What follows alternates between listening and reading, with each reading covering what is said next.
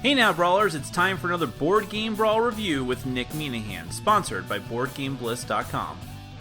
Hey now, today we're going to take a look at Time Stories from Space Cowboys. Now, before we go any further, I will go ahead and give a disclaimer.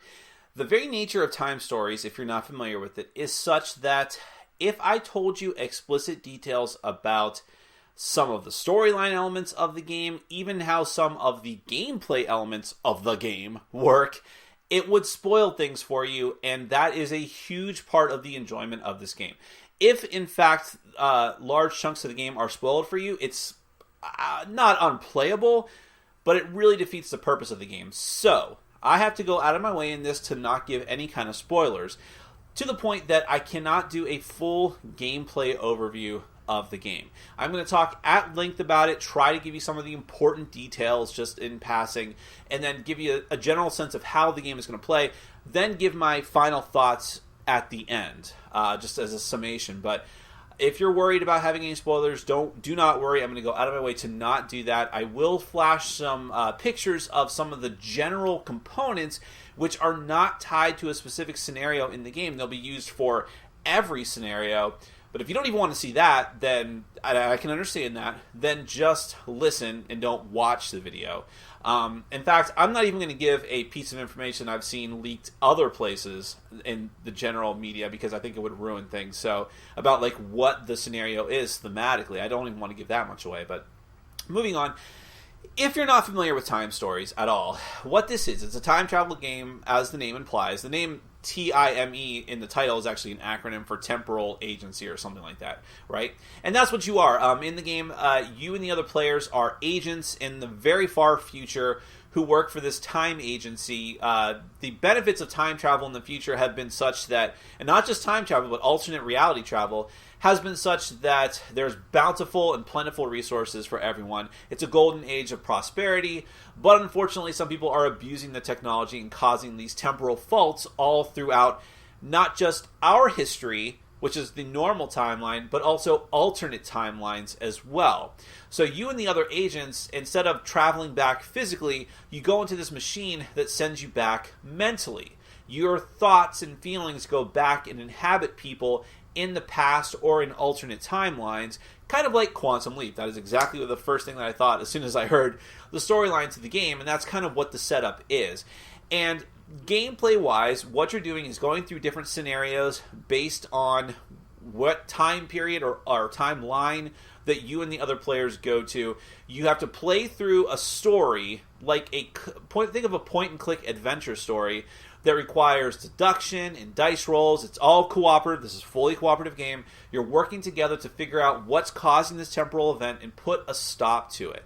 So, just to talk a little bit about it, I'm going to flash some pictures of the components here. You have some very generic components that are going to be used for every instance of the game. So no matter which game scenario you play, and there will be more scenario packs coming out, there's only one scenario in the box, you will use the same components, and the components can mean different things. Now, the big cylinders will always signify your characters and where they are in different locations during the course of the game. But there are other more general tokens that will signify something different depending on the scenario. So I'll just make something up. This isn't in this particular game, but the blue tokens might mean crystals, or the brown tokens might mean arrows or something. It just depends on the scenario what they're going to signify. Other components in the box are little shields that are going to be used to keep track of enemy damage and health and different things like that. You have tokens signifying your health that you'll use to keep track of. There are nice wooden dice that give you either successes, which are little stars, or skulls, which are potentially going to give you damage. I'll get back to that in a minute. And there's also a very nice insert in the box. That it's easy to keep track of things. And actually, the box insert is set up in such a way that you can save the game, because sometimes a scenario can go quite long, like over 90 minutes to 2 hours, and this is a way for you to actually literally save your progress in the middle of a run, as the terminology of the game goes. I haven't actually had to do that. We've played the game 4 times, and we just played it all the way through each time, so I don't know how well the saving system works, but it's there, and it is explained in the rule book. And I will explain as well in this game, there's a ton of artwork in the game. It's all very good and high quality. I'll talk more about that later. The main mechanism of this game is a whole deck of cards that when you first pop open the box, the cards are going to say they're going to be in a shrink wrapped set by themselves, just in one big stack, all the cards, and on the top it says, don't open this until you've read all the rules. And then once you have read all the rules, it becomes clear that what you have to do is start flipping through the cards in that stack and following instructions. Every location in this game is going to be a panorama of cards. You'll have a whole set of cards labeled from A to, I think, F. I'm blanking right now. But and you may not use all of those. And you'll start off in the base, which the base is actually in the future. This is like your actual characters in physical form, where they are employed or conscripted, whatever it might be. I want to see a future scenario where you're actually fighting back against, the evil corporation that's running the time agency. Anyways, I'm getting ahead of myself. Hire me as a writer, Space Cowboys. So you'll always start off at the base, and you'll read little story blurbs in the beginning in your first game, and it will tell you what your mission parameters are, the timeline that you're going back to or sideways to if it's an alternate timeline. And then you'll send you on your way, and it will tell you like which cards to go through next. Now, everything is in order, so it all becomes very easy. So once you go through the base, it'll be time to start the actual mission. You'll get some reminder cards about what things are going to signify in the game. You get a whole stack of item cards, which are particular to each different scenario, and you're not going to look at them. You just keep them face down and put them in a stack over on their designated place on the board. There's all kinds of other generic tokens that you're going to use, put off to the side, just keep them separated. There's character cards. Now, they're called receptacles in the game, which makes it sound bad because, well, they really do make a point of clarifying that you are inhabiting the bodies of people who are unimportant to history, necessarily, in case something goes horribly wrong, because you are changing time. So you have these receptacle cards, and there's all kinds of different characters. In this game, this isn't giving too much away, but there are actually 8 different characters to choose from for this scenario. I don't know if other scenarios are going to have more or less than that. That's just what this one has. And they all have their own sets of different special abilities. There are different stats in the game.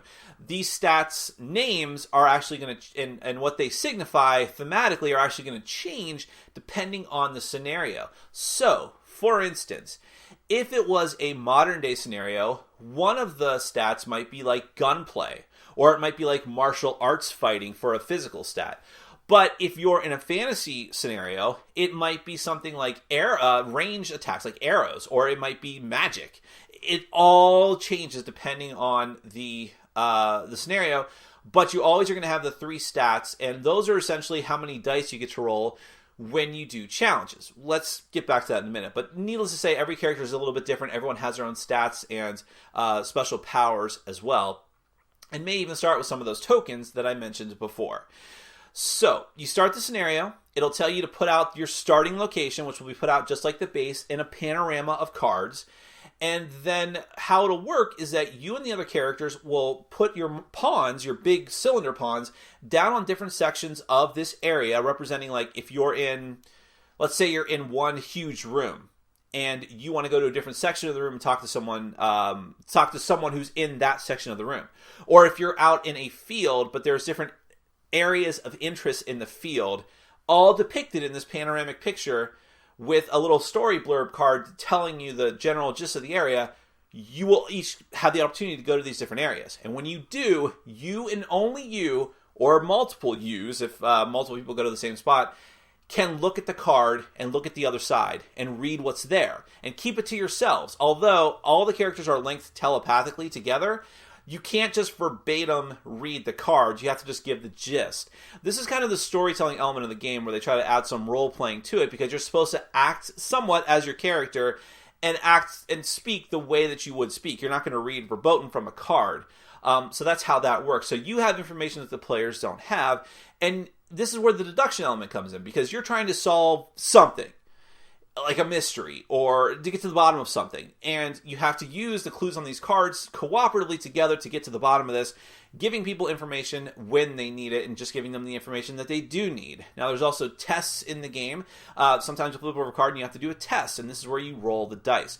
A test will have some sort of challenge rating, and you'll use the little shield tokens and put them and stack them below the card where you're having the test to show the difficulty. So it might be there'll be either normal shields or skulls or both.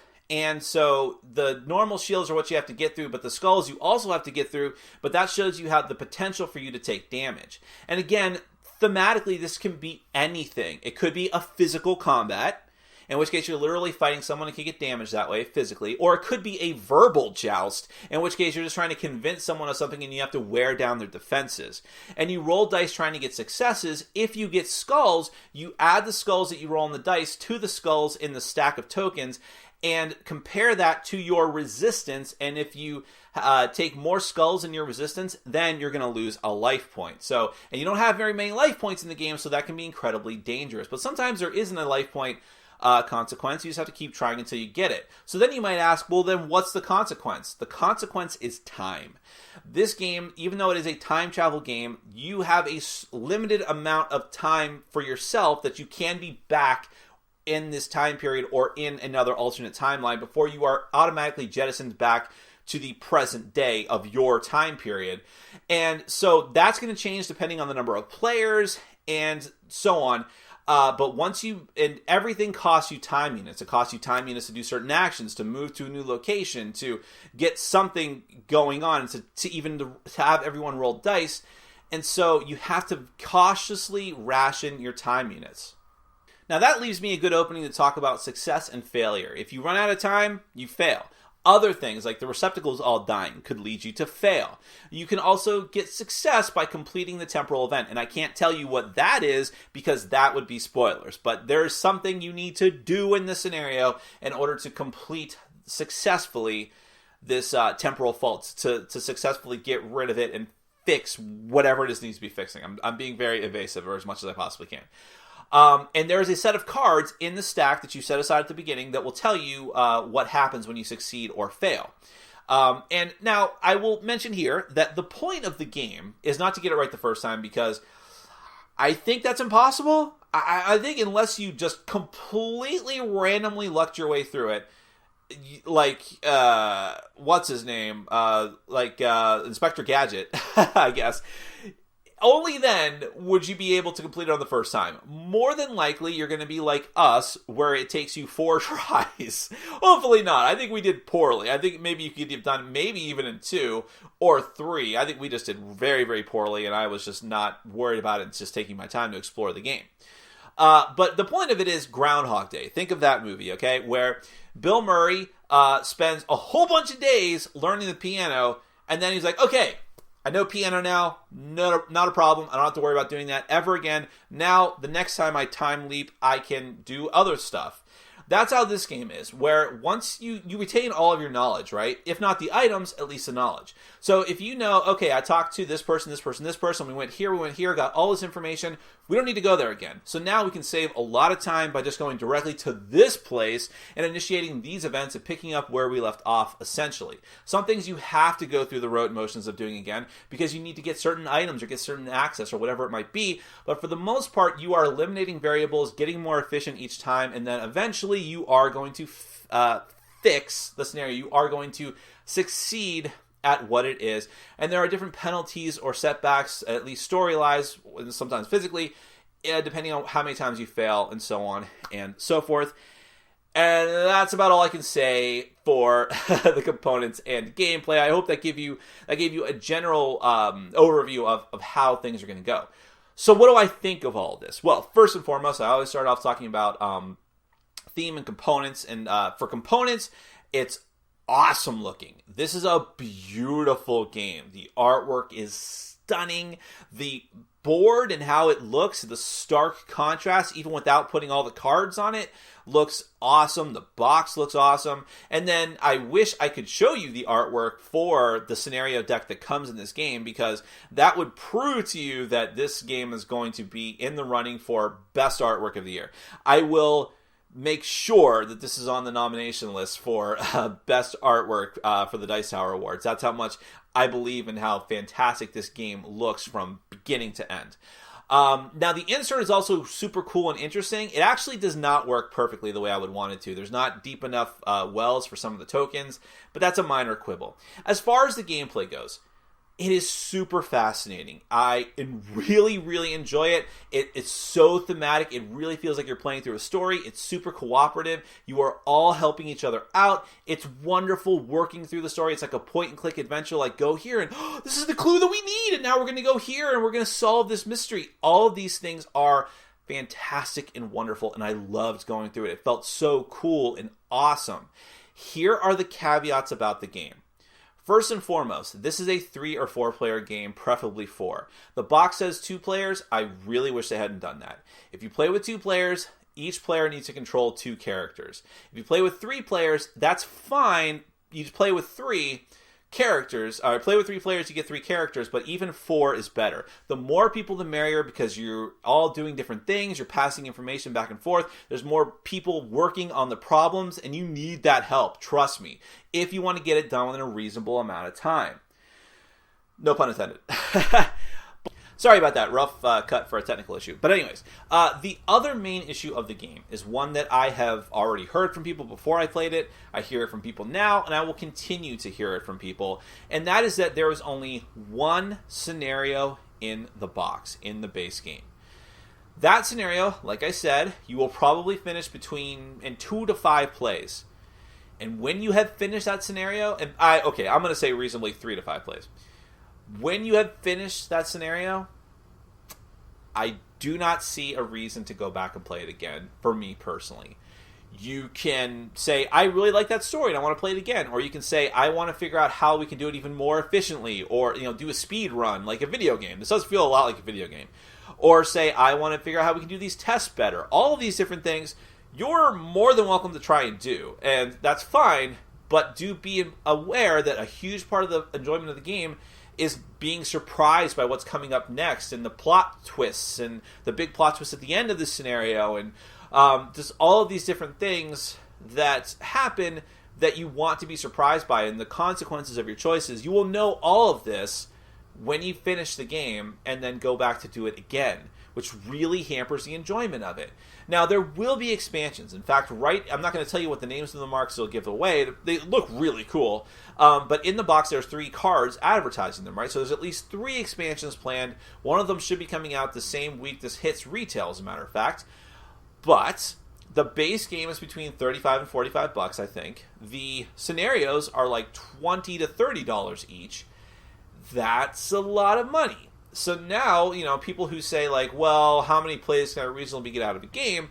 If you were to get 10 to 12 or 10 to 20 plays out of a game, I'd say that's completely worth it. But in this case, you get 3 to 4 plays out of this game, and then maybe 3 to 4 plays out of an expansion, but then you need to buy that expansion, and that can start to add up. Now, in full disclosure, I got this as a review copy of the game. So obviously, I'm going to feel like, at least for the base game, it was not a huge issue for me. But I'm probably going to have to pick up the expansions for myself. And I enjoy the game enough that I'm willing to spend that money. Are you? That's a question that people are going to have to come to a conclusion on. And if you say no, I can't blame you on that. Now, when people say, like, Pandemic Legacy, I can't believe I only get 12 to 24 plays out of that game before it's dead, that seems like a ripoff to me. I'd say I think you're getting a pretty good deal there. Do I think you're getting a pretty good deal for this? That's trickier, and I think it purely comes down to how much are you going to enjoy the experience, which is a tough thing to gauge based off of spoiler-free reviews like this one, I fully admit. Again, I love the experience, and even if I did have to pay full price for this game, I truly believe I would have felt it was worth it, because I would be willing to put in the time and money and investment for the future expansions. But that's me. I'm Cult of the New guy who loves getting every expansion for games like Eldritch Horror, even though the other ones, the other expansions were perfectly fine for me. This one needs to continuously be fed expansions, and that's not going to be for everyone, and I totally understand that. But if you're willing to give it a shot, if you're on the fence about it, I do assure you this is one of the most richly thematic experiences I have had in a very long time. It's not, I mean, the gameplay itself, it may not be like the most like deep and strategic. It's certainly not. But as far as cooperative elements, storytelling elements, thematic elements, just neat surprises, shocks, twists, and just the pure mood and atmosphere and beauty. I will say that word, the beauty of this game. It really hits out of the park on those notes, and that's why I'm willing to continue my journey with it, to be really melodramatic about it, because it is super duper cool, and I want to see more innovation like this, and that's why I want to support this game. But if you disagree, maybe I can't blame you. We'll find out in time. I'm sorry about that. That is Time Stories from Space Cowboys. I highly recommend it. See if it's right for you. Thanks for watching. Follow us on Facebook, Twitter, and Patreon. And make sure to check out our sponsor, Board Game Bliss, where you can find an amazing selection of games from around the world. BoardGameBliss.com. Thanks for your support.